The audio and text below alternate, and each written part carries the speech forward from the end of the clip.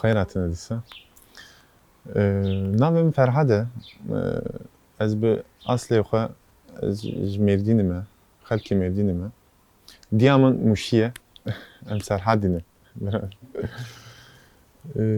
از کاری 10 سال از کاری موزیک دیکم براستی keyfamı pırtey ji müzikera. Go işemi gereki karemi işemi müzik be gereki bir hali de me dest pekir. Dixwazim müzika Kurdî jî pek bînim. Bi rastî müzika Kurdî emektarekî bi qedîm heye. Ev jî Mehmet Şeyxo ye.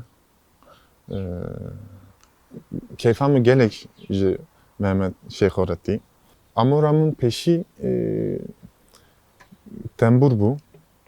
2009 da me dest pê kir. Keyfa min pir cî tembûrê hat. Ez zarok bûm ji xwe. Hevalê min lê dixist. Min jî ya min got ev tembûr tiştekî ecêb e yani. Dengê wî pir xweş e lê gerek ez jî lê xim.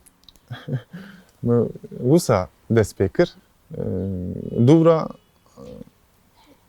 min got ez ê cümbüş jî lê xim. Dengê wî jî bi rastî pir xweş e.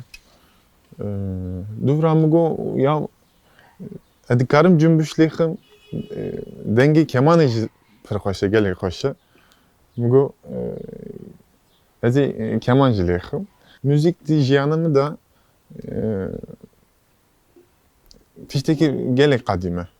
Bi rastî müzik jî fînanê zimanê ye. Yani tiştekî bir zikmakî ye. Müzika Kurdî bi aslê xwe. Ez dixwazim bi müzika Kurdî re bijîm. Yani fikr û xeyalê me ev e bi rastî.